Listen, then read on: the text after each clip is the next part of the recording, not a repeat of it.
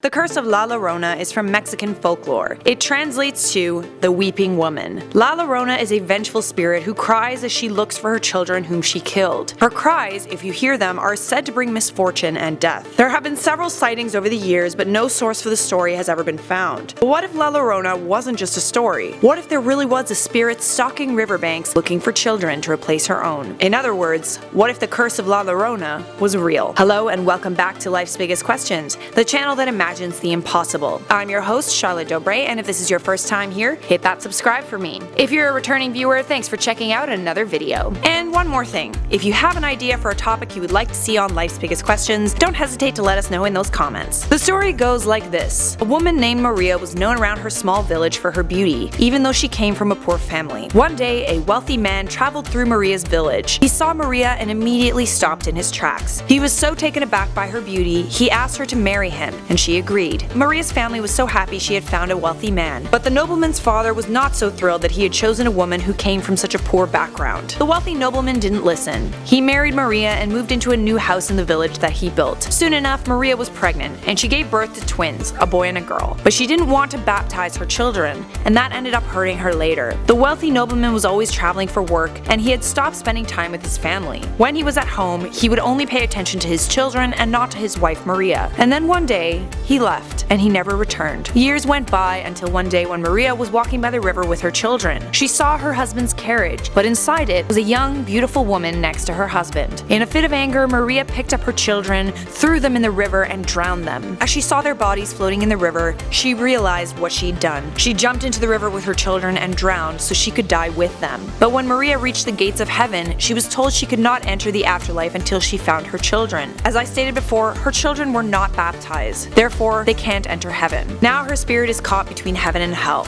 She lurks around the river, crying and looking for children to replace her own. If you hear her crying, you must run in the opposite direction. If you don't, her cries bring misfortune or even death. She has been known to kidnap children who resemble her own. The curse of La Llorona is told to children by their parents in Mexico and Guatemala to prevent them from staying out too late. The legend is especially told in regions of Latin America where mountain lions are active. It's said that the mountain lion's mating call sounds very similar to a woman's scream. The story is also told to children who misbehave to deter them from acting poorly. If you're bad, La Llorona will get you. But even though the legend is intended to keep children safe, that hasn't stopped people from seeing La Llorona over the years. People who claim to have seen her say that she appears in the evening or at night by lakes or rivers. She has long hair as dark as night. She wears a white dress and she crouches next to the creek as she sinks her hands in the water. Her face is said to either have no features or her features are elongated and look as though they are melting off her face. The story of La Llorona was even made into a film, and the cast and crew say that the spirit visited the set during the filming. They reported seeing strange supernatural occurrences. So if the curse of La Llorona was real, you can bet that there would be strict nightly curfews in place for any town or city that happened to be close to a body of water. This might have a negative effect on local fishermen who rely on bodies of water for their businesses. Towns and cities would have alarm systems in place that would be set off whenever a La Llorona sighting happened, or whenever her cries are heard. Children especially would be at risk, most specifically children who resembled La Lloronas. It's likely that families with young children would stay away from rural areas altogether. The families that decided to stay would be shunned by society. We know the spirit loves children and purposefully seeks them out. This makes life for other townspeople that much more dangerous. If La Llorona was real, there would be an influx in documentary filmmakers and paranormal investigators flocking to areas where there were sightings. Seeing as how hearing her cries brings misfortune or even death, this would be extremely dangerous. Anyone who happened to get the apparition on camera or even her cries are at a serious risk. And maybe getting La Llorona's cries on camera wouldn't be such a good idea anyway. Hearing her cries can be deadly, but if they were caught on camera, that could result in a Ring sort of scenario where people who watch documentaries on her will be put at risk as well. If La Llorona was real, it would mean that spirits are real, and that would completely change the world's outlook toward the supernatural. It's likely we would see a shift where many would flock to religion and would try to use prayer as protection. All children would become baptized so they could ascend to heaven. The media would always have some sort of La Llorona story to cover.